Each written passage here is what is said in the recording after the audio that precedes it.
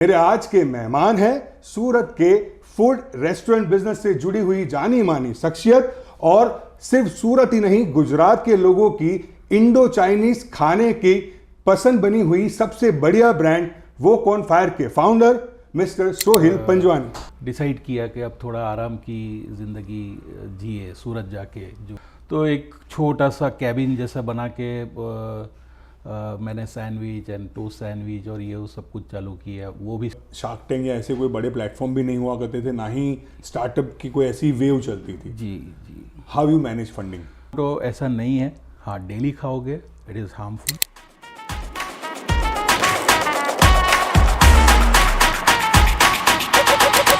साल है 1977 और मुंबई के बड़े शहर में रहने वाले एक सैलराइड पर्सन और उनकी टीचर वाइफ के यहाँ पे एक लड़के का जन्म होता है। लड़का जब 9वीं तक की पढ़ाई करता है तब तक ये परिवार मुंबई में रहता है, लेकिन फिर साल 1986 में ये परिवार सूरत शिफ्ट होता है। लड़के की आगे की पढ़ाई सूरत में होती है। 1992-93 का साल आते आते लड़के का मन पढ़ाई से हट जाता है और 93-94 में वो अपनी पहली नौकरी करता है जब वो एक साड़ी की दुकान पे सेल्समैन के हिसाब से काम करना शुरू करता है। तब से लेके साल 2010 तक वो अलग अलग काम करता है, जिसमें दूध बेचने से लेके अपना खुद का बुटीक खोलना, इतना ही नहीं प्रिंटिंग का बिजनेस करने से लेके सूरत के जाने माने इलाके में आई हुई बड़ी ही चर्चित स्कूल के सामने रोड पे खड़े रह के सैंडविच बेचना भी शामिल होता है। लेकिन फिर साल 2010 में ये लड़का, ये इंसान एक सपना देखता है कि खुद का इंडो चाइनीज रेस्टोरेंट खोले। उसके लिए वो तकरीबन 2 साल तक रिसर्च करता है और आखिरकार एक दिन आता है 25 जनवरी 2012। ये दिन पे पहला इंडो चाइनीज सूरत का एक रेस्टोरेंट खुलता है।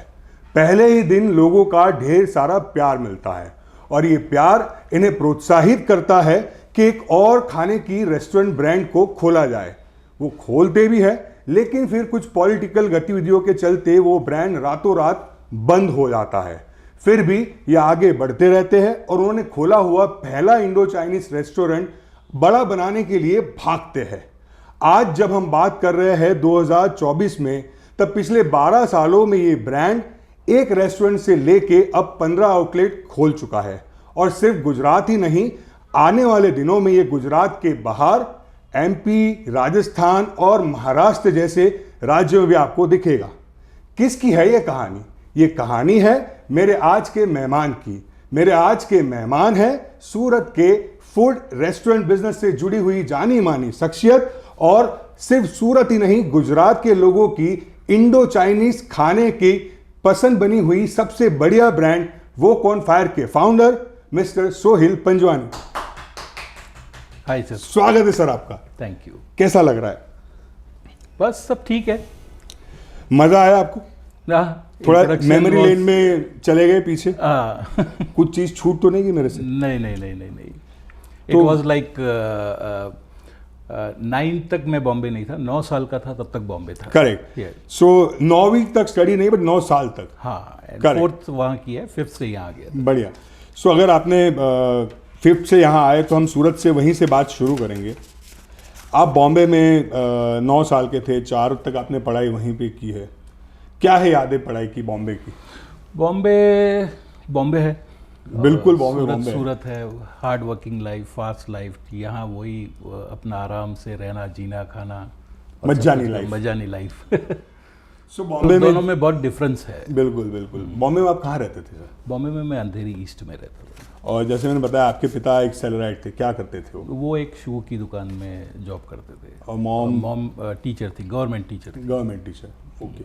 तो जब आपका सूरत आना हुआ तो किस परिस्थिति में आना हुआ? कुछ रीजन थे कैसे सूरत? हाँ, मतलब वही फास्ट लाइफ से मदर फादर ने दोनों ने डिसाइड किया कि अब थोड़ा आराम की ज़िंदगी जिए सूरत जाके, जो उस टाइम पे 86 में बहुत स्लो हुआ करता था। करेक्ट। सूरत आज तो फिर भी बहुत फास्ट हो गया। आज फिर फास्ट हो गया, बिल्कुल। बहुत छोटा सा था सूरत, और तब उन लोग ने डिसीजन लिया और हम लोग भी केम हियर।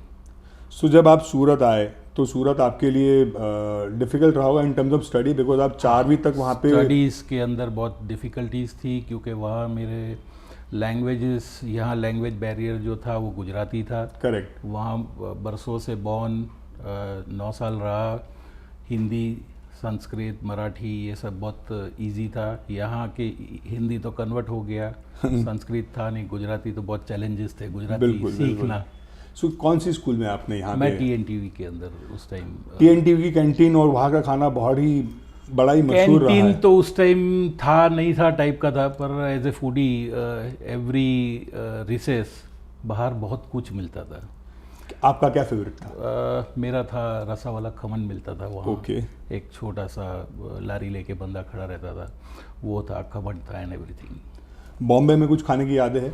बॉम्बे में है, बहुत कुछ है। जैसे बॉम्बे के अंदर स्कूल के बाहर हमारा वो चना बटाटा बोलते हैं, रगड़ा आलू बोलते हैं, वो Okay. मिलता था। तो that I use to eat, मतलब दैट 25 पैसे का एक वो प्याली बोलते थे, करेक्ट। बाउल आता था, तो उसको उस टाइम पे प्याली बोलते थे। 93-94 तक आप नौकरी करना शुरू कर दिए थे। जी जी जी। पहली नौकरी साड़ी की दुकान पे। क्या बॉम्बे कहानी है? मार्केट, बॉम्बे मार्केट में किसी ने सजेस्ट किया था कि भाई इसको आप एज ए सेल्समैन ट्रेन करके रख सकते हो, ये वो। ओके। तो 9 महीने आई थिंक फ्री में काम करता रहा, सीखा सब कुछ, और फिर उसके बाद पहली सैलरी वहाँ से ही मैंने अपनी लाइफ की ली, that is 300 rupees 300 rupees per month. Per month. Super. क्या किया था उसका? 300 रुपीज़ का एक ही शौक था खाने का। तो जो भी कन्विंस आना जाना ये वो रहता था, उसके ऊपर वहीं वो 300 रुपये तो ख़त्म हो जाते थे, मतलब वो घर तक नहीं पहुँचते। घर तक पहुंचे ही नहीं। हाँ मैंने मेरे इंटरव्यू में बताया कि उसके बाद आपने ढेर सारे अलग अलग काम किए। जी। बुटीक खोला, प्रिंटिंग बिजनेस किया, दूध भी बेचा, Yes. सैंडविच भी बेची। यस। बताइए हमें सर जर्नी। दूध बहुत ज़्यादा नहीं किए, पर मेरे और मेरे ब्रदर ने, हम लोग ने अराउंड 1.5 साल 2 साल किया, क्योंकि आफ्टर माई फादर डेथ, जैसे मैंने बताया, हम लोग 86 में इधर आए एंड 87 में फादर की डेथ हो गई। ओके। सॉरी 86, हाँ 87 में फादर की डेथ हुई। तो घर के अंदर वही क्राइसिस वगैरह ये वो सब कुछ, तो थोड़ा सा मम्मी को जितना हेल्प करने के लिए दोनों ब्रदर जो कर सकते थे, तो उसमें फर्स्ट ऑप्शन हमको यही मिला कि हमारे घर के बाहर ही एक क्रॉस रोड है, तो वहाँ दूध की एजेंसी अमूल की, जो Correct. सुबह वाली नहीं, जो एक वो टेट्रा पैक आता था उसका, Correct, correct. वो, समोसा शेप में, अगर Yes, आपको yes, याद yes. हो तो। जी जी बिल्कुल बिल्कुल। उसका किसी के थ्रू हमको हेल्प से वो डीलरशिप मिली थी। तो वो पूरा दिन, मतलब 10 बजे से लेके शाम को 6 बजे तक आप वहीं पे हम लोग दोनों भाई, मतलब अल्टरनेटिव टाइम बांट लिए थे। Yes yes. फिर आपने प्रिंटिंग बिजनेस की बात। फिर प्रिंटिंग स्टार्ट किया, प्रिंटिंग में अच्छा सक्सेस मिला, धीरे धीरे करके बुटीक स्टार्ट किया नोमैड्स नाम से, सेंट जेवियर्स के सामने। उसी के साथ साथ एक खाने का पैशन तो था ही, तो एक छोटा सा कैबिन जैसा बना के मैंने सैंडविच एंड टोस्ट सैंडविच और ये वो सब कुछ चालू किया, वो भी स्टार्ट किया। इन 97 में मेरे ब्रदर चले गए US। ओके। तो वो सारी चीज़ें फिर आ गई मेरे पे। पहले वो डिवाइड होती थी। फिर वो चले गए 96 में हम लोग ने वो खोला था, 97 में वो चले गए। करेक्ट।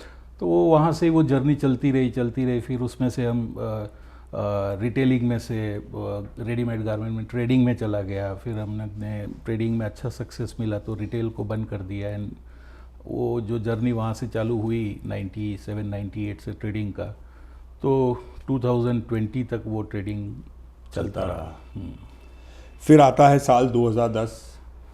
2010 से पहले मैं बोलूँगा 2003 में मैंने एक रेस्टोरेंट चालू किया था गोरदो रोड पे, पिकनिक मॉल जो है उसके टेरेस पे। करेक्ट। शीशा के नाम से।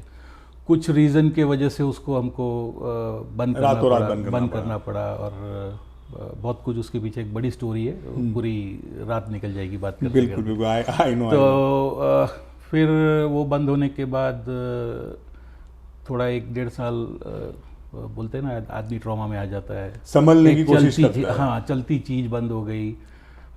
एक अच्छा वेंचर था, सक्सेसफुल वेंचर था, फिर वही सोचने में लग गए 2010 से कि अब क्या व्हाट नेक्स्ट। तो गारमेंट तो काम चल ही रहा था, वैसे भी एक ड्रीम था ही पहले से कि एक अपना रेस्टोरेंट एक तो होना चाहिए। बिल्कुल।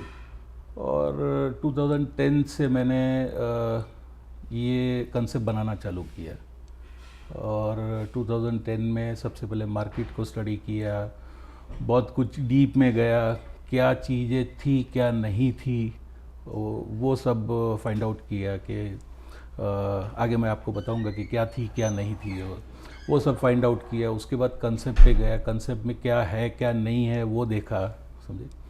और फिर 2011 में पूरा उसको रेडी करके एंड 11 की एंड में मैंने पार्ले पॉइंट पे एक स्टोर लिया।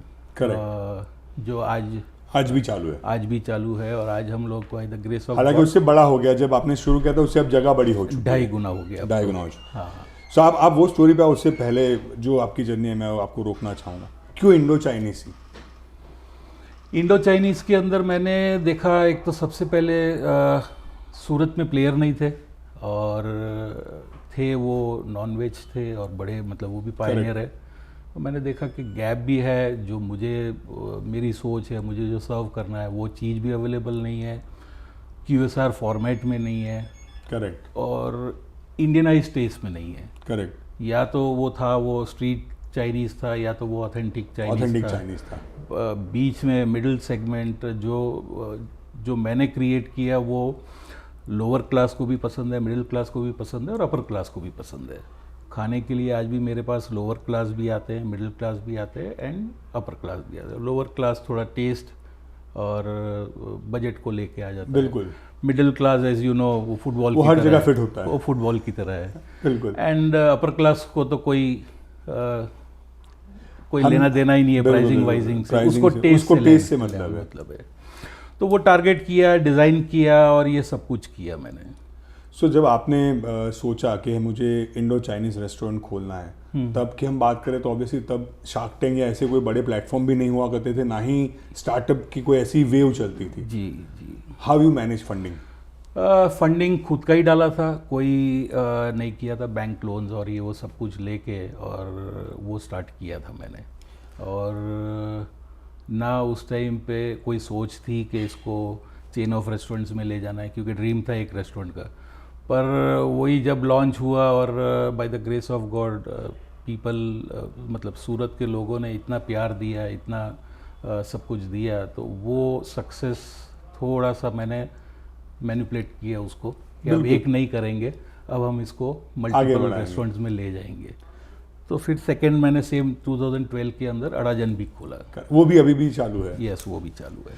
सो अगेन मैं आपको वापस खींचता रहूँगा, आप स्टोरी में आगे भागेंगे तो ठीक है। सो जब आपने 2 साल तक रिसर्च किया तो क्यों आपने QSR फॉर्मेट ही चूज़ किया? QSR के अंदर एक बहुत बड़ा गैप था। QSR मतलब उस टाइम पे सिर्फ बर्गर्स कंपनी थी, पिज़्ज़ा कंपनीज थी। आपने कोई उस टाइम पे अगर मैं बोलूँ तो बॉम्बे में भी 2 सक्सेसफुल मॉल हुआ करते थे, one is Phoenix, one is Inorbit. उसके अलावा मॉल्स नहीं थे, फूड कोर्ट को कोई समझता नहीं था।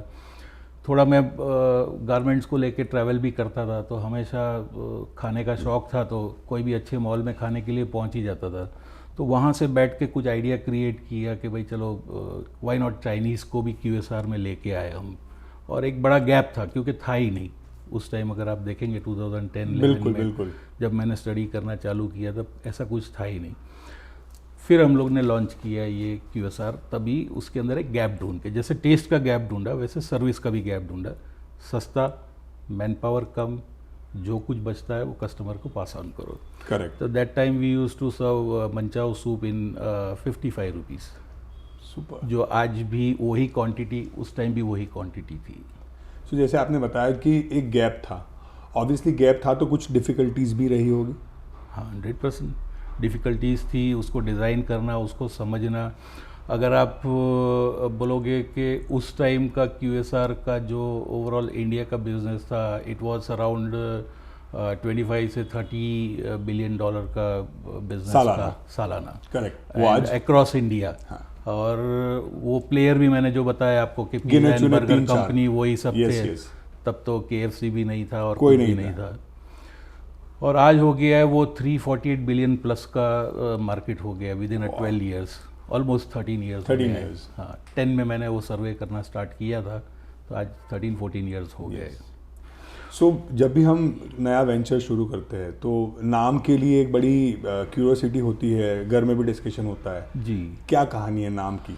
नाम के लिए घर में तो डिस्कशन उस टाइम किड्स मेरे मतलब बहुत छोटे थे एंड वाइफ से कुछ बात करता था, वो अगेन मेरी तरह खाना बनाने में और खाने में ही आगे थी, ये सब में नहीं था। पर ठीक है, वो ब्रेनस्टॉर्मिंग थोड़ा सब कुछ उस टाइम जब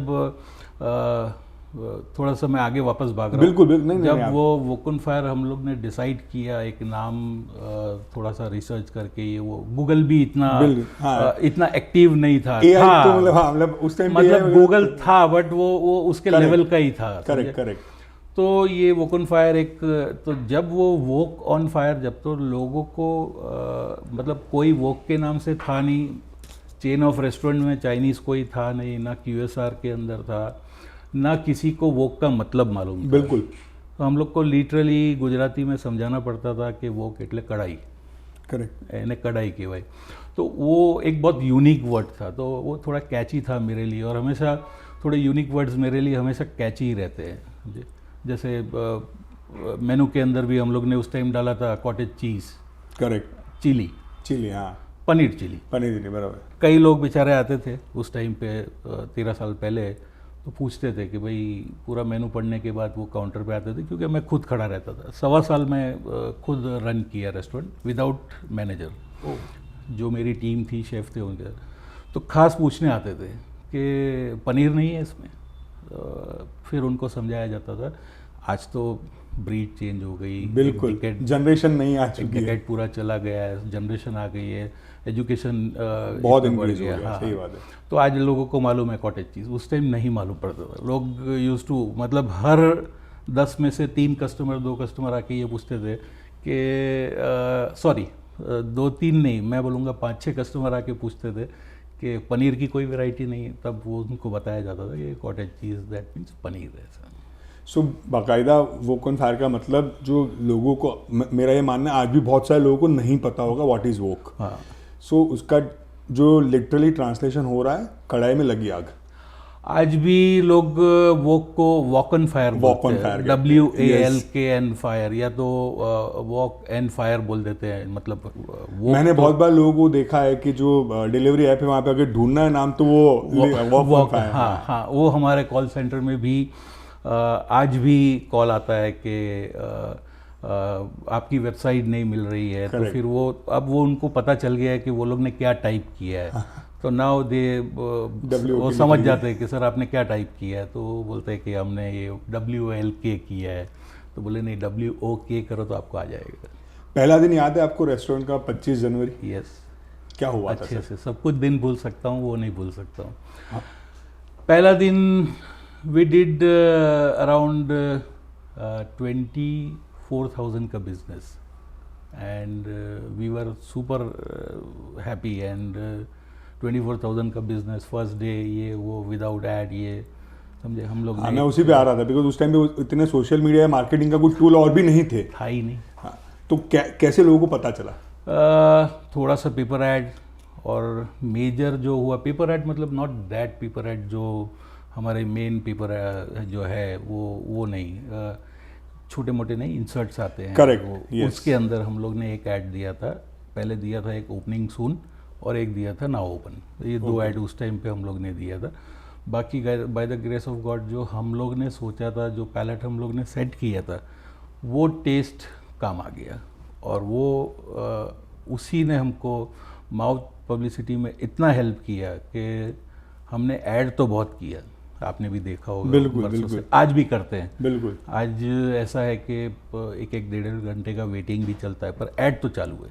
बिल्कुल। मुझे मालूम है वो ऐड से क्या होने वाला है। अग्री। तो वो चालू ही है मेरा। सो जब पहले दिन सक्सेस, जैसे आपने लोगों ने ढेर सारा प्यार दिया, फिर होता है कि कुछ बात ऐसे ऊपर जाती है फिर गिर जाती है। सो ऐसा हुआ या फिर पूरा नहीं, by the grace of God and Surat का जो प्यार था वो मैं अगर आपको बोलूँ तो जब हम लोग ने जनवरी में खोला, मैं 5 दिन नहीं बोलूँगा, फरवरी में वी डिड 5.25 लाख का बिजनेस। ओके। हाँ, क्योंकि उसमें दिन भी कम होते हैं ना फरवरी में। करेक्ट 5.25 लाख का बिजनेस था एंड वी वर मतलब बहुत खुश, हैप्पी, और ये वो करते करते करते आज वही आउटलेट इंटूज़ में कर रहा है। और अब तो बड़ा भी हो गया है, तो बट ऑब्वियसली है वहाँ उसकी प्रोडक्शन कैपेसिटी बढ़ गई है, डाइनिंग की कैपेसिटी बढ़ गई है, पर आज भी वो आउटलेट तो हमारा नंबर 1 है और आई होप वो नंबर 1 ही रहेगा। जब आपने वो पहला मेनू सेट किया था, क्या पैरामीटर थे जहन में? Parameters in terms of menu designing और क्रिएटिव डिज़ाइनिंग, फूड डिज़ाइनिंग। तो फूड डिज़ाइनिंग के अंदर सबसे पहले हम लोग ने सोचा कि क्या दे क्या नहीं दे। तो सबसे पहले जो मेरा सोच थी इंडो चाइनीज़ की, तो सबसे पहले हमने वो क्रिएट किया, फिर लोगों को बुलाया, खिलाया, लोगों से फीडबैक लिया। कुछ लोगों का ये फीडबैक था कि आपको थोड़ा सा ऑथेंटिक भी डालना चाहिए, तो उस टाइम पे हम लोग ने थोड़ा ऑथेंटिक भी डाला, थोड़ा सेमी ऑथेंटिक भी डाला, सब कुछ डाला, पर अल्टीमेटली चला वो इंडियनाइज चाइनीज़ ही चला और आज भी वही चल रहा है। आप हमारा मेनू देखेंगे छोटा सा है, लोगों को थोड़ा बड़ा लगता है, पर उस टाइम के मुकाबले आज का मेनू इट्स 40-45%। मतलब अगर उस टाइम पे अगर 100 प्रोडक्ट हुआ करते थे मेनू के अंदर, तो आज 45 ही है। Super. So now will play a small game जहाँ पे मैं आपको कुछ शब्द बताऊंगा, आपके जहन में उस शब्द से जो पहली बात आ रही है आपको शेयर करनी है। मैं देखिए ट्राई करता हूँ। कोई इशू नहीं sir. Comfort food? Comfort food के अंदर मैं चाइनीज़ को मानता हूँ। वाई? ईजी टू ग्रैब, हजम होने में भी बहुत इजी है। आप देखेंगे, आप नॉर्थ इंडियन या कुछ भी खाओगे, पिज़्ज़ा, पास्ता, ये वो जो भी, it takes time to digest. आपको चाइनीज़ 2-3 घंटे में भूख लग जाएगा। फैमिली के अंदर मतलब family, what is first thought by the word family? Mummy आती है। Out of India? ब्रदर है। फूड? सब कुछ है, क्या क्या बोलूँ। स्ट्रगल के अंदर तो पुराने दिन जो काटे हैं वो आज भी याद है, शायद अभी के दिन शायद नहीं याद है, पर पुराने तो याद है, जो मैंने सब डिस्क्राइब किए ही आपके साथ। सक्सेस अभी मेरे लिए बाकी है। सुपर। पॉलिटिक्स? नहीं हूँ। टीवी नहीं देखता मैं। सबसे पहली बात है, मैं कभी टीवी ऑन ही नहीं किया। ओके। खाली मैच होती है तब कर देते हैं बस। सूरत? मैं बोलूँगा one of the best city में नहीं, बट उससे ऊपर है। सुपर। इंडो चाइनीज़ जान है। QSR एक सोच है जो मैंने उस टाइम पे एस्टेब्लिश किया था। ऐसा नहीं है कि QSR नहीं था, पर लोगों को पता नहीं था।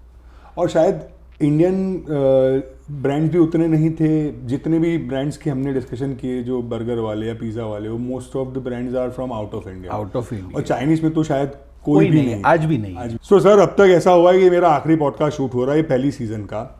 अब तक जितने भी गेस्ट आए ना, मैंने उनको खाना शो किया। मैं आपको यहाँ रोकता हूँ, ये आपका आखिरी पॉडकास्ट है और मेरी लाइफ का फर्स्ट पॉडकास्ट है। बढ़िया है।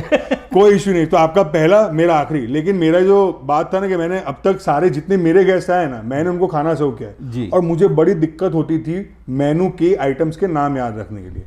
आज मेरे पास वो सहूलियत है कि आज खाना आपने सर्व किया है, तो आप बता दीजिए क्या क्या है मेरे लिए खाने में। ये मैंने आपके लिए मंगवाया है, मंचूरियन है, इसको क्लासिक मंचूरियन बोलते हैं। हमारे पास 5 अलग अलग फ्लेवर है, जिसमें क्लासिक मंचूरियन है और 4 डिफरेंट फ्लेवर के मंचूरियन है।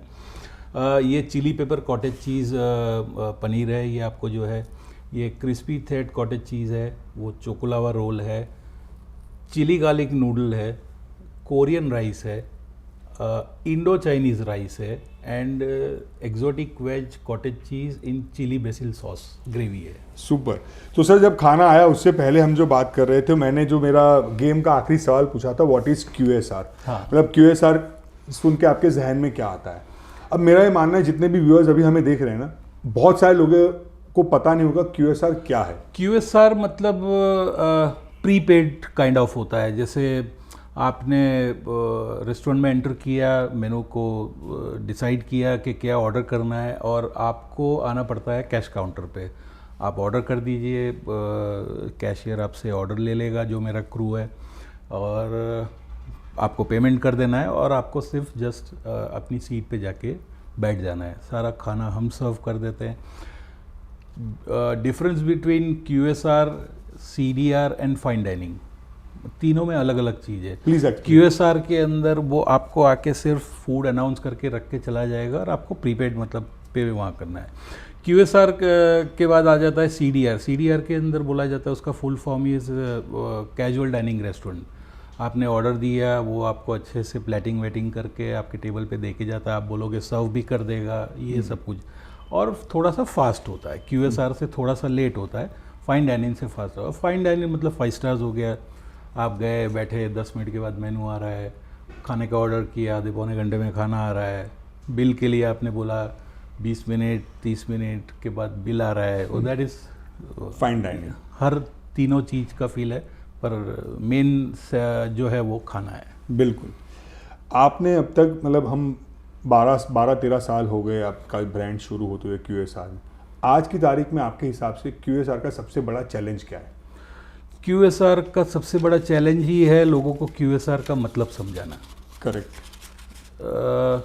ज़्यादातर लोगों ने फाइन डाइनिंग में विज़िट किया होता है, उससे ज़्यादा कैजुअल डाइनिंग में विज़िट किया होता है, और QSR के अंदर आके उनकी एक्सपेक्टेशन ये रहती है कि वो सेम प्रोसेस, वो सेम SOPs यहाँ भी होगी। खाना सर्व करेगा आपको, 6 जन हो तो 6 जन के प्लेट में राइस देगा, नूडल देगा, ग्रेवी देगा, स्टार्टर देगा, बट वो QSR में कभी नहीं। वही सबसे बड़ा चैलेंज है हमारे लिए।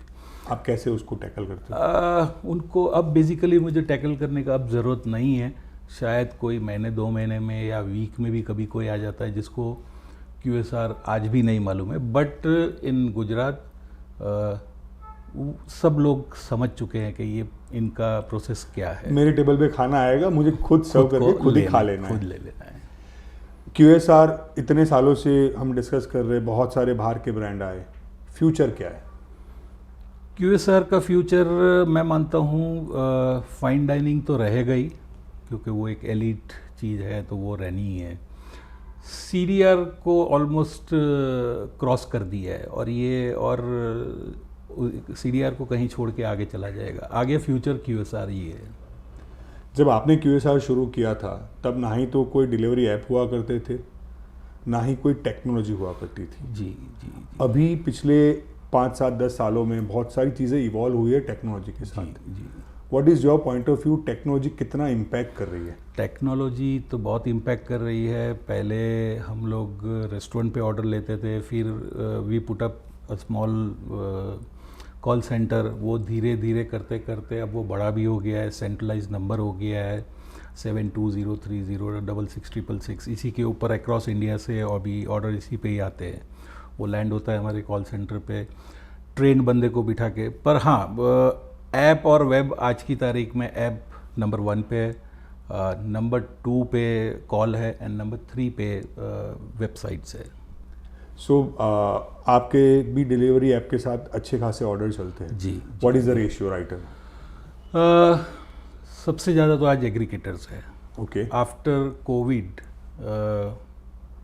उससे पहले डिलीवरी ज़्यादातर हमारे कॉल सेंटर और वेब से आया करते थे, ऐप से आया करते थे। करेक्ट। वेब और ऐप हम लोग अभी पूरा एक नया बना रहे हैं, तो अभी हम लोग ने कुछ टाइम के लिए रोका हुआ है, नया बन रहा है, विद इन 15 डेज ये लॉन्च हो जाएगा। तो चैलेंजेस तो है, पर अब ज़्यादातर लोगों को थोड़ा एग्रीगेटर्स के ऊपर ज़्यादा वो डाइवर्ट हो गए हैं, जैसे स्विगी है, जोमेटो है, उनके ऊपर ज़्यादा जा रहे हैं। हम बहुत सारे नए फूड बिजनेस वाले लोगों से आए दिन मिलते हैं। बहुत सारे जो नए लोग बिजनेस में आ रहे हैं, उनका कहीं एक पॉइंट ऑफ व्यू ये भी है कि मैं स्विगी जोमेटो के साथ ना जाऊं तो मैं पीछे रह जाऊंगा। दूसरा उनका ये भी है कि स्विगी जोमेटो मेरा अच्छा खासा अर्निंग लेके चले जाते हैं। What is your take? आपको जुड़ना चाहिए कि नहीं जुड़ना चाहिए? नहीं, सही बात है, क्योंकि आज की तारीख में अगर आप ये सवाल मेरे से कोविड से पहले पूछते तो मैं आपको मेरा रेशियो बताऊँ। उस टाइम 10 to 12% मेरा डिलीवरी बिजनेस था through my app, my call centre, my web, Swiggy, Zomato, ये पांचों मीडियम से 10 to 12% का बिजनेस। करेक्ट। आफ्टर कोविड वो एक स्पाइक पे गया, वो 80% डिलीवरी इनके थ्रू आने लग गई, स्विगी जोमेटो। बाइक वेटर्स की तकलीफ़ें पड़ गई थी ड्यूरिंग कोविड, तो यही चीज़ें चल रही थी। पर अभी भी धीरे धीरे कम होते होते भी स्विगी एंड जोमेटो 40% पे तो है। तो ये एक बहुत बड़ा कमीशन का हिट है जो एबिटा हिला देता है। बट नए जो आ रहे हैं उनको जुड़ना चाहिए कि नहीं जुड़ना चाहिए, फॉर लॉन्गर प्रोस्पेक्टिव, फ्यूचर को देखते हुए? जुड़ना तो चाहिए, क्योंकि 40% is not a small business. अगर आप समझो कि एक एग्जांपल 100 रुपीज़ का बिजनेस कर रहे हो तो 40% आपको आज की तारीख के अंदर, हमारे ओवरऑल रेशियो के ऊपर से बोलूँगा मैं, दूसरों का मुझे नहीं पता, 40% तो रेस्टोरेंट इंडस्ट्री भी डिपेंड है स्विगी एंड जोमेटो पे। 40%। आप 12 साल से एक ब्रांड को ओन कर रहे हैं, बहुत सारे कंपटीशन आए हैं जी। आज के नए बहुत सारे ब्रांड्स आते हैं, नए नए आउटलेट खुलते हैं, बंद हो जाते हैं, कंपटीशन के सामने कैसे टिके? कंपटीशन के सामने सबसे पहले जो, अगेन वही बोलूँगा, जो कस्टमर का प्यार है और टेस्ट है, जो आज भी हमारी यूएसपीज जो है उसको हम लोग ने इंटैक्ट रखा हुआ है, समझे। नए आ रहे हैं, उनकी सोच, वो फेम को लेके आते हैं, और जैसे हम भी फेम को लेके आए थे। मैंने बताया कि एक बचपन से ड्रीम था, ये था, वो था, पर वो जब ड्रीम में कूदे तब पता चला कि ये ड्रीम ऐसा होता है। तो उसको टाइम आपको डेडिकेट करना पड़ता है, सब कुछ करना पड़ता है। इट इज़ नॉट दैट कि आपने डाल दिया, चालू कर दिए और चल पड़ा। It is not that. लोगों को आज भी एक जो डिस्कशन लंबा चलता है सोशल मीडिया पे भी और पर्सनल में भी, street food versus restaurant, what is your take? Street food है और रेस्टोरेंट है। दोनों के अंदर कुछ क्वालिटीज़ का फ़र्क आ जाता है, सर्विसेज का फ़र्क आ जाता है, हाइजीन लेवल का फ़र्क आ जाता है। स्ट्रीट फूड कोई ख़राब नहीं है, अगर वो यही चीज़ अगर वो हैंडल करता है तो वो चीज़ भी अच्छी है। अगर वो, मैं एक एग्जांपल दूँ आपको कि हम जो सोया सॉस जो प्रीमियम यूज़ करते हैं जो ब्रांड का, और स्ट्रीट वाले करते हैं, उसके अंदर 90% का फ़र्क है। ओके। समझो वो 10 रुपये वाला कर रहा है तो हम 100 वाला कर रहे हैं। Correct. इतना फ़र्क है। मैंने हमेशा यहाँ के जो अच्छे चाइनीज़ के जो वेंडर्स हैं उनसे क्या यूज़ करते हैं, मैं उनको भी स्टडी करता रहता हूँ। तो दिख के आ जाता है कि वो कौन सा सॉस डाल रहा है, क्योंकि ब्रांडिंग है ही ऊपर। हम ये इंडस्ट्री में 1 घंटे में अपने को पता चल जाता है कि इसका रेट क्या है, जो XYZ ब्रांड वो यूज़ कर रहा है। वो पता चल जाता है कि वो क्या यूज़ कर रहे हैं, कौन सा केचप यूज़ कर रहे हैं, कौन सा रेड चिली सॉस यूज़ कर रहे हैं, सब चीज़ें वो डिफाइन हो जाती है। So if you are eating at a good point at street food also, तो वो सही है, स्ट्रीट फूड भी। हाँ ठीक है, मैं खुद भी स्ट्रीट फूड लवर ही हूँ। हाँ, मेरा खाते हो? मैं फूड खाता नहीं हूँ, मैं फूड में ही जीता हूँ। सुपर। तो मैं भी, ऐसा नहीं है कि वो लोग ये यूज़ कर रहे हैं तो मैं नहीं जाता हूँ, बट ठीक है, कस्टमर को समझना चाहिए कि एक एग्जांपल मैं आपको दूँ कि वो लोग अगर 120 रुपीज़ का मंचूरियन बेच रहे हैं और हम 250 का बेच रहे हैं, तो उसमें कुछ तो फ़र्क होगा, वो समझना चाहिए बस। दूसरा, आजकल बहुत सारी जगहों पे हमने देखा है, बहुत सारे नए नए ब्रांड्स आए हैं पिछले कुछ सालों में, जो फ्रेंचाइजी आप देखो तो दिन दुगनी रात चौगनी फ्रेंचाइजी खोलते हैं, उतनी ही जल्दी से उनकी फ्रेंचाइजीज बंद हो रही है। How you are managing? पहले हम लोग ने भी यही सोच करके चालू किया था विशाल, फिर हम लोग ने पूरा इसका मॉडल चेंज कर दिया। We went into FOFO model. एक होता है, एक फोफो होता है, फोको होता है, और एक होता है COCO. Correct. Do you want me? Please. FOFO का मतलब है franchise owned and franchise operated, जिसमें बंदा एक मेनू दे देता है, एक शेफ दे देता है, अपना नाम दे देता है, अपना एक ट्रेनिंग दे देता है 1 हफ्ते की 10 दिन की, and you now run the show. Owner will be the responsible. हाँ, आपको बंदे भी रिक्रूट करने हैं, ये करना है। वो आया होता है अलग इंडस्ट्री से, और ये इंडस्ट्री उसको पता ही नहीं है कि इंडस्ट्री के बंदे कहाँ से सोर्स करे, क्या करे। एक होता है फोको, जो हम लोग है फ्रेंचाइज ओन, आप हमको बना के दे दो और कंपनी ऑपरेट करेगी। ओके। उसके फ़ायदे ये भी है कि इन्वेस्टर बहुत रिलैक्स रहता है, और उसके सामने कंपनी पूरा हेडेक जो है मेन ऑपरेशंस का वो ले लेती है। ब्रांड पूरा उसको मैनेज करती है। ब्रांड के पर्सपेक्टिव से आप देखेंगे तो ये होगा कि ब्रांड इंटैक्ट रहता है। करेक्ट। फोफो में क्या होता है, आपने उसको बताया कि ये मलाई पनीर ये क्वालिटी का यूज़ करना है, पर उसको उससे कोई लेना देना नहीं होता है। वो सोचता है कि मैं क्यों 400 रुपया 450 रुपये केजी का पनीर लूँ, मार्केट में 250 का मिल रहा है, 240 का मिल रहा है, उसी से नहीं चला लूँ। पर 240 और 450 के अंदर क्या फ़र्क है वो उसको समझ नहीं होती है। तो हमने एक अलग मॉडल क्रिएट किया, दैट इज़ फोको। ओके। जब हमने चालू किया तब ये था भी नहीं, और आज भी मेरे ख्याल से है नहीं। ओके। चलाते हम लोग ये। And one is COCO, company own and company operated, जो कंपनी का आउटलेट बोला जाता है। सो आपके जितने भी आउटलेट है, 15 से ज़्यादा अभी हमारे आउटलेट हो चुके हैं जी, उसमें it is mix of FOCO and COCO. हाँ, वो फोको एंड कोको है, हमारे फोफो एक भी नहीं है। ओके। सो यू रिकमेंड कि कोई भी नया बिजनेस में ये एंटर हो रहा है तो दे शुड फॉलो फोको हाँ, एटलीस्ट। फोको को एटलीस्ट उसको फॉलो करना चाहिए। अगर उनके पास फंड्स का प्रॉब्लम है, ये सब कुछ है जो हमारे पास है, तो वो उनको फोको ही। तो क्या होगा कि आपका ब्रांड डाइल्यूट नहीं होगा, आपका Correct. कस्टमर कहीं भी कोई भी सिटी में या कोई भी सिटी के कोई भी आउटलेट में चला जाए, उसको टेस्ट सेम मिलना चाहिए। आपने टेस्ट की बात की, मेरा अगला सवाल उसी से है कि बहुत बार ये होता है कि एक ब्रांड का एक जगह पे खाना खाया तो उसका टेस्ट अलग आया, दूसरी जगह पे टेस्ट अलग आया। आप कैसे फूड क्वालिटी मेंटेन करते हो? आपको कभी दोनों आउटलेट पे आपने विजिट मुझे किया नहीं हुआ आया है, तो इसीलिए मैं पूछ रहा हूँ। इसका एक बहुत रिलीजियसली एक ट्रेनिंग होती है। वो ट्रेनिंग जब तक वो क्लियर नहीं करता है तब तक वो शेफ बन के कहीं जाता नहीं है, तब तक वो अंडर में ही काम करता रहता है। Supply chain also remain the same? Yes, same. हमारे जो आउटलेट है वहाँ एक्स्ट्रा बंदे, आज भी 2-3 आउटलेट अगर इमीडिएट खोलना है तो मेरे पास उतने बंदे होते हैं। Okay. तो वो ट्रेन होते रहते हैं। ओके। सो अब हमने देखा है पिछले 5-6 सालों में सोशल मीडिया मार्केटिंग एक बहुत बड़ा रोल प्ले करता है। जी, क्या टेक है आपका? मैं तो 2014 से 13-14 से इस पे बिलीव करना चालू कर दिया था। जब भी ठीक है, उनके एल्गोरिदम्स चेंज हो रहे हैं, मार्केटिंग स्ट्रेटजी चेंज हो रही है, सब कुछ है, पर मैं 2030 से मेरा बजट का अराउंड 40-45% तो आज भी सोशल मीडिया में मैं डालता ही हूँ। अगर आपका 100 रुपये का मेरा 100 रुपये का बजट है तो 45 रुपीज़ आज भी मैं सोशल मीडिया, 45 से ज़्यादा ही होगा, 50 के अराउंड।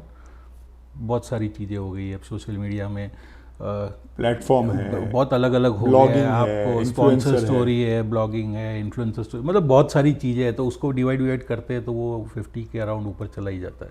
सो आप खुद प्लेटफॉर्म या ब्लॉगर्स का कुछ प्रोसेस है, आप खुद चूज करते हो? हाँ, बना के मैंने दे दिया है। जो टीम है, सोशल मीडिया टीम है, और मेरे जो हैंड्स है, टीम मेंबर्स है, वो लोग सोशल मीडिया टीम के साथ वो चीज़ें हैंडल कर लेते हैं। अब मैं वापस आपको आपके रेस्टोरेंट पे लेके आऊँगा। जैसे आपने एक शब्द का इस्तेमाल किया, बाइक वेटर्स, वो आपके रेस्टोरेंट के अलावा कहीं पे सुनने को नहीं मिलता है। क्या कहानी है? कहानी यही है, सबसे पहले नाम के लिए जैसे वोकन फायर की एक सोच थी, उसको पहले ढूंढा। उसके बाद हमको अपना ही एक डिलीवरी प्लेटफॉर्म डालना था जिसको एक नाम देना था हमको, जो आज तक इंडिया में किसी ने नहीं दिया, if I am not wrong. तो हम लोग ने एक डिलीवरी को नाम दिया बाइक वेटर्स, और उसको भी हमने रजिस्टर्ड किया हुआ है। Nobody can use bike waiters, और उसका एक मैस्कॉट है एंड नाम है, फॉन्ट की डिज़ाइन है, तो वो भी हम लोग ने वोकन फायर की तरह उसको भी रजिस्टर्ड किया हुआ है। और ये स्विगी जोमेटो आने से पहले से ही आपका पहले से ये राइट फ्रॉम डे 1 से था। दूसरा, एक जो बड़ी इंटरेस्टिंग कहानी मुझे पता चली है वो मैं आपसे जानना चाहूँगा। क्या कहानी है जैन शेजवान सॉस की? जैन शेजवान सॉस उस टाइम पे कोई भी रेस्टोरेंट में, और चाइनीज़ रेस्टोरेंट तो वेज तो होता ही नहीं था, तो जैन लोगों के लिए ऑप्शन ही नहीं था। तो वेज और वो भी जैन शेजवान सॉस नहीं था। हाँ। हम लोग ने उसको बनाया, मतलब इवॉल्व किया, एंड लोगों को इतना पसंद आया कि करीबन जैन कस्टमर की अगर मैं बात बोलूँ तो 10 में से 5 लोग आके पूछते थे कि ये पक्का जैन ही है ना? तो मैं बोला अगर इसके अंदर आपको कहीं भी क्योंकि नॉन जैन इंग्रेडिएंट मिल गए, हाँ, अगर आपको मिलता है तो लेट अस नो, और आप जो बोलेंगे हम रेडी है। तो वो इतना पॉपुलर हो गया हमारा वो जैन सॉस शेजवान वाला कि लोग उसको पैक करा के ले जाने लगे, और पैक करा के ले जाके वो अचार की तरह उसको घर पे यूज़ करते थे कि वही खाने के साथ एक चम्मच लेके। और मैंने भी समझने की कोशिश की कि क्यों इतना लोग ले जा रहे हैं, क्या है क्या नहीं। तो ये तरीके से वो लोग सॉस को यूज़ किया करते। But any story how you landed to invent this Jain schezwan sauce? Basically हम लोग by the grace of God, मैंने बताया कि हमारी यूएसपी, एक तो by the grace of God हम पायनियर हो गए। करेक्ट। हम बोलते नहीं है पर हम है, क्योंकि हमारे पास कोई है ही नहीं। करेक्ट। सेकंड, हम लोग की यूएसपी जो है वो वेज चाइनीज़ की है। नॉन वेज चाइनीज़ के अंदर प्रोटीन इटसेल्फ बहुत फ्लेवरफुल होता है, पर वेज में इतना एफर्ट डालना पड़ता है कि वो बनाते बनाते बनाते इतना बड़ा मेनू बना दिया हम लोगों ने कि वेजिटेरियंस को मतलब उनका काम बन गया है। बिल्कुल। और वही हमारी यूएसपी हो गई। Yes yes. और आज आप देखेंगे पूरे गुजरात के अंदर, आप भी गुजरात से हो, तो आपको भी अगर पूछेंगे कि भाई चाइनीज़ खाना है तो वैसे ही पूरे गुजरात में है। Yes yes. Think of Chinese and Wok on Fire. So आपके मेनू की बात चली, आपने बड़ा शानदार मेनू बनाया है। आपके रेस्टोरेंट की, आपके मेनू की कौन सी ऐसी डिश आपकी पसंदीदा है? मेरी है सूप के अंदर अगर बोलेंगे तो वॉन्टॉन सूप है, कोरियन राइस है जो मैंने आपके लिए मंगवाया हुआ है, चिली गार्लिक नूडल है, और स्टार्टर के अंदर चिली पेपर कॉटेज चीज़ जो आपके लिए, जो ये जो सब सामने पड़ा हुआ है वो मेरी चॉइस ही है। बिल्कुल। सो 12-14 साल हो चुके हैं। Any customer feedback which change your thinking towards business? नहीं, स्टार्टिंग में थोड़ा सा लोगों ने ये QSR कंसेप्ट को एक्सेप्ट करने में थोड़ा मेरे को 1-1.5 महीना बहुत दिक्कत आई थी। तो लास्ट में मतलब ऐसा हो गया था कि 1 वीक और देख लेते हैं, नहीं तो इसको कैजुअल डाइनिंग में कन्वर्ट कर देंगे। सर्व क्यों नहीं कर रहे हो? क्यों नहीं कर रहे? किसी को पता ही नहीं था कि ऐसा भी कभी चाइनीज़ में प्रीपेड जाके दिया। हाँ ठीक है, पहले पैसा क्यों देना? हाँ, बर्गर कंपनीज थी ये वो सब, तो वो थोड़ा सा एक चैलेंजेस था, पर वो वही कस्टमर के सपोर्ट से वो 1-1.5 महीने 2 महीने में सारा कहानी ख़त्म हो गई। As a season business owner, what is the best lesson you learn during this journey? In terms of जो आपको लगे कि यार ये ऐसा था कि मेरी जर्नी में ये सबसे बड़ा लेसन मैं सीखा, जो सबसे बड़ा चैलेंज है मल्टीपल यूनिट्स हैंडल करना, चीज़ों को समझना। जो मैंने 1.25 साल आउटलेट पे ही खड़ा रहा, एवरी आफ्टरनून से लेके रात को 3 बजे तक क्लोजिंग तक, छोटी छोटी चीज़ों को, बारीकी चीज़ों को समझना, मल्टीपल रेस्टोरेंट हैंडल करना in a same city, multiple restaurant handle करना इन अ डिफरेंट सिटी। जैसे मैंने आपको बताया पार्ले पॉइंट से चालू हुआ, अड़ाजन किया, तो एक ही सिटी में मल्टीपल स्टोर कैसे हैंडल करते हैं, वो एक चैलेंज था। उसके बाद अदर सिटी में जाके और 3 रेस्टोरेंट को कैसे हैंडल करना, क्योंकि 3rd आउटलेट मेरा अहमदाबाद में खुला था। करेक्ट। हाँ, तो उसको कैसे हैंडल करना मल्टी सिटी से रिमोटली, ये वो, तो यही सब मेन तो MIS है। आपके जो मैट्रिक्स है वो कैसे एक कैबिन के अंदर बैठ के उसको हैंडल करना है। आपने मल्टीपल रेस्टोरेंट आउटलेट की बात की। आज की तारीख में कितने आउटलेट्स हैं हमारे? आज की तारीख में हमारे 20+ आउटलेट्स है। All in Gujarat? All in Gujarat. What is future? Future है अब एक्सपेंशन पे लग रहे हैं हम लोग, थोड़ा सा फंडिंग भी ढूंढ रहे हैं और कुछ बातें चल भी रही है। इफ़ एवरीथिंग गोज़ राइट तो ये काम बहुत जल्दी हो जाएगा। और फिर गुजरात के बाहर हम लोग MP का हमारा सर्वे हो गया है, छत्तीसगढ़ हो गया है, राजस्थान चालू है, एंड महाराष्ट्र हमने पूरा सर्वे कर लिया, बॉम्बे को छोड़ के। आपने शब्द का इस्तेमाल किया, सर्वे। नया जो बंदा हमें अभी देख रहा है पॉडकास्ट में, जो फूड बिजनेस में आना चाहता है, कहाँ से शुरू करें?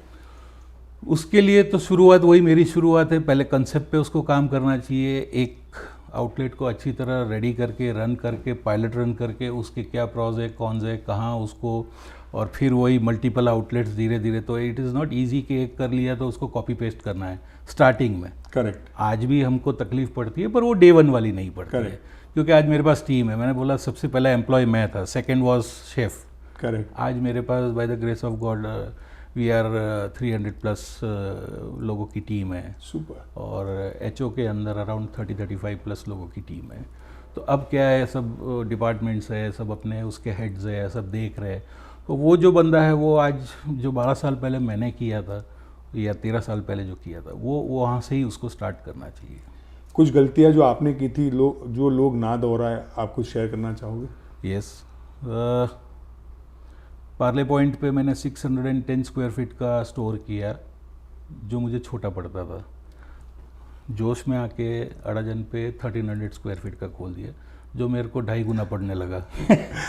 तो ये वहाँ से एक सोच मिली कि कभी भी पंप आउट मत हो, कूल रहो और अपने तरफ से दिमाग लगा के काम करो। अड़ाजन पे चाहिए था 610 स्क्वायर फीट का और पार्ले पॉइंट पे चाहिए था 1300 स्क्वायर फीट का। तो ये सब चीज़ें सर्वे की ये जो सोच आई या तो वहाँ से ही आई कि सर्वे करना चाहिए और हर एरिया का एक पॉकेट होता है, स्पेंडिंग पावर होता है, हर शहर और शहर के उस इलाके का तब मालूम पड़ा, तब तक नहीं मालूम था, तब मालूम पड़ा इसको ए एरिया बोलते, इसको बी बोलते, इसको सी बोलते, तब हम डिफाइन करना चालू किए जो आज हर सिटी के अंदर हम पहले ही कर लेते हैं। तो सबसे पहले कोई भी नई सिटी में जाते हैं तो यही बोलते हैं कि भाई पहले ये ढूंढो, ये ढूंढो मतलब पार्ले पॉइंट पीपलोड ढूंढो। बराबर है। अहमदाबाद का एसजी हाईवे ढूंढो, जैसे हम लोग है ही एसजी इस पे ही है, सिंधु भवन रोड पे हम लोग अवेलेबल है, वडोदरा के अंदर ओपी रोड है, वी आर देयर। तो फिर बाद में मालूम पड़ गया कि भाई यहीं करना है और कहीं जाना ही नहीं है। सो सर, अब ये मेरा आखिरी सीरियस सवाल होगा, उसके बाद थोड़े फन सवाल है। एक जो बहुत बड़ा मिथ चलता है चाइनीज़ खाना और अजीनोमोटो को लेके, it is not good for health, क्या मैसेज सर, क्या टेक? वो सब चीज़ आपकी, आप जो बोल रहे हैं वो कब होता है जब नॉट गुड फॉर हेल्थ? जब आप उसको दिन में 2 बार खाओ या रेगुलरली 15 दिन खा रहे हो या एक रेगुलर करेक्ट वीक में 4 बार 5 बार चाइनीज़ खा रहे हो, that time it is not good. Correct. Pregnancy के लिए भी लोगों ने एक परसेप्शन बना रखा है कि भाई ये मैं उसी पे मेरा सवाल था, प्रेगनेंसी के वक्त नहीं खाना चाहिए। It is not that kind of. मेरे 2 किड्स है और वाइफ ने दोनों के टाइम पे जो मन था अजीनोमोटो भी खाया हुआ है, सब कुछ। अजीनोमोटो आज इतना कॉमन हो गया, लोगों के दिमाग में परसेप्शन है। आज आप अगर नॉर्थ इंडियन फूड खाने जाते हो तो उसकी ग्रेवी में अजीनोमोटो आता है। Correct. Do you know that? No, we were not. वो जो लपेटापन जो आता है आपके मुंह में, तो वो उसी से ही आता है। तो अजीनोमोटो ऐसा नहीं है। हाँ, डेली खाओगे इट इज़ हार्मफुल। आप उसको वंस इन अ वीक खा रहे हो, 15 दिन में खा रहे हो, महीने में 1 बार खा रहे हो, that is fine. Okay, now we move towards fun questions, थोड़े मज़ेदार। अगर आप मान लीजिए कि सोहेल भाई को आधी रात में भगवान प्रसन्न होते हुए बोलते हैं कि तुम बोलो 100 फ्रेंचाइजी, तुम बोलो 1000 फ्रेंचाइजी, कल सुबह खुल जाएगी, लेकिन फिर सोहेल भाई को पूरी ज़िंदगी एक ही खाने की डिश खानी है, तो क्या खाएंगे? मैं hardcore non vegetarian, veg is not my forte. हाँ, मैं डिश बटर चिकन। ओके, मान लीजिए कि आपको पूछा जाए कि आप किचन में, आपने बताया आप खाना बनाते भी हो, आप किचन से नाता रहा है, किचन में कोई ऐसा इंग्रेडिएंट जो आपके हिसाब से बड़ा अंडररेटेड है, जिसको वैल्यू ही नहीं मिलती? मैं बोलूँगा आमचूर पाउडर जो है। Okay. वो हर चीज़ का, जैसे कस्तूरी मेथी होती है वैसे आमचूर पाउडर का बहुत बड़ा रोल होता है, जो शायद कुछ लोग जानते हैं और कुछ नहीं जानते हैं। जो खाने में पंच होता है वो दैट इज़ आमचूर। आमचूर का। आपने अब तक का क्रेजीएस्ट कोई फूड कॉम्बिनेशन खाया? मैंने खाया नहीं, मेरे सन को देखा है। क्या है वो? पाँव के अंदर आइसक्रीम डाल के ही इज ईटिंग। आप कोशिश करने वाले हो? आज भी मैं रिस्पेक्ट खाने को देता हूँ, उन लोग की तरह नहीं है, दे आर यंग। या दे एक्सपेरिमेंट। हाँ, नहीं, अभी वो लोग गए थे कुछ घूमने वूमने के लिए, तब मेरे को बोला कि वी आर ईटिंग दिस। मैंने कहा यार ये क्या खा रहा है तुम यार। आपने अब तक का जिंदगी का सबसे महंगा खाना क्या खाया? मैंने खाया है ITC का जो दाल है दिल्ली बुखारा की, वो खाई, दाल बुखारा। अगर आपको मौका मिले कि आपको किसी एक इंसान, एक व्यक्ति के साथ वही ITC का दाल बुखारा मील एंजॉय करना है, कौन होगा? With my wife. वाह, पॉइंट कमाइए सर आपने। So now we are at the end of podcast. मैं आपको हम 2 गेम खेलेंगे। पहली गेम जिसमें आपको आपका ज़िंदगी की वो पहली मोमेंट मुझे बतानी है। मैं जो टॉपिक बताऊंगा उसमें, your first salary, 300 rupees. First car, Tata Indica. It is still there? Yeah? It is still there with you? No. क्योंकि उसी को बेच के दूसरी की डाउन पेमेंट थी तो उसको रख नहीं सकते थे। फर्स्ट फ्रेंचाइजी जो आपने फोको मॉडल बोला उसमें? हाँ, वो हमने वडोदरा दिया था। पहला बिजनेस क्या किया था? दूध बेचना। फर्स्ट एक्सपेंसिव बाइक क्या थी आपकी? बाइक आज तक मैंने ली नहीं थी। 2014 में मैंने लिया थंडरबर्ड 500। वो पहला बाइक मेरे लाइफ का नया लिया था। सेकेंड हैंड तो लिया था आगे। फर्स्ट महंगा चीज़ कोई खरीदा हो ऐसा? मेरे लाइफ में कार और घर। पहला गिफ्ट जो आपने अपनी मॉम को दिया हो? एसी दिया था मैंने। ओह सुपर। फर्स्ट एसी जब आई यूज टू कि भाई जब मैं कमाने लगा और थोड़ा बैलेंस हुआ सब कुछ, बोलते ना, उससे बाहर आया थोड़ा, तो पहला एसी लगवा के दिया था मॉम के रूम में। पहला फ्लाइट एक्सपीरियंस? गोवा। पहला अब्रॉड एक्सपीरियंस? पहला abroad experience Dubai. So now आपको चूज करना है ये या वो में से कोई एक, फाइन डाइनिंग या street food? Street food. Traditional cuisine या फ्यूजन? ट्रेडिशनल। ब्रेकफास्ट या ब्रंच? ब्रेकफास्ट। बूटस्ट्रैप और investor backed? Investor backed. Quick service और full service? Quick service. Food delivery और dine in? Dine in. Coffee और चाय? Coffee. Chicken wings और onion rings? Chicken wings. Fruit salad या smoothie? Fruit salad. Italian या Chinese? Chinese. Chinese और Indo Chinese? Indo Chinese but not veg. Okay. Manchurian dry या gravy? Gravy. Tasty और healthy? Healthy. Sir मेरा आखिरी सवाल है, मेरा पॉडकास्ट के सारे सवाल यहाँ पे ख़त्म होते हैं। मेरा आखिरी सवाल ये है कि there are two kind of people in this world. एक जो कहते हैं मैं खाने के लिए जीता हूँ, एक जो कहते हैं मैं जीने के लिए खाता हूँ। सोहेल भाई क्या बिलीव करते हैं, क्यों? लोग जीने के लिए खाते हैं और मैं खाने के लिए जी रहा हूँ। यही मेरा मंत्र है, आज नहीं बरसों से। Sir thank you very much. आपका एक्सपीरियंस कैसा रहा हमें बताइए सिर्फ। बहुत बढ़िया रहा। This is my first podcast और थोड़ा सा नर्वस भी था, but due to Vishal and उनकी जो टीम है उन्होंने बहुत पहले से ही मुझे नॉर्मलाइज करके रखा है and I am very happy. मैं अगर आपको शिकायत है ना कि सोहेल भाई ने अभी तक आपको क्यों कोई इंटरव्यू नहीं दिया, तो मैं आपको बता दूं मुझे तकरीबन 45 दिन लगे हैं उनको यहाँ पे बिठाने के लिए।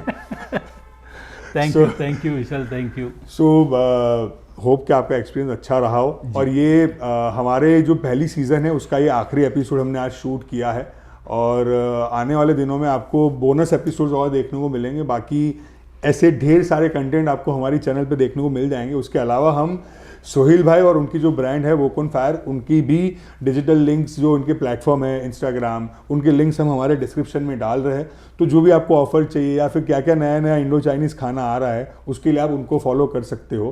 बाकी आप हमें फॉलो कर ही रहे हो। सोहेल भाई की बातें अगर आपको पसंद आई है तो उनको ढेर सारे जो नए बिजनेस एंटरप्रेन्योर, सोहेल भाई यार, because Sohail is good. Sohail की बातें अगर आपको पसंद आई है तो जितने भी आपके दोस्त जो नए नए बिजनेस में एंटर कर रहे हैं उनके साथ इनकी बातें शेयर कर दीजिए, इस वीडियो को लोगों तक पहुंचा दीजिए। बाकी दे नीड एनी हेल्प तो आई एम बिल्कुल। हाँ, ये उन्होंने बड़ा अच्छा बात, अगर आप नया बिजनेस शुरू कर रहे हो और आपको लगता है कि सोहेल आपको किसी भी तरह से गाइड कर सकते तो आप उनसे रीच कर सकते हो। आप उनको हमने उनका इंस्टाग्राम अकाउंट नीचे डाला हुआ है डिस्क्रिप्शन में, आप उनको डीएम कीजिए, वो आपको कम बैक करेंगे। बाकी मिलते हैं अगले वीडियो में, तब तक के लिए राधे राधे।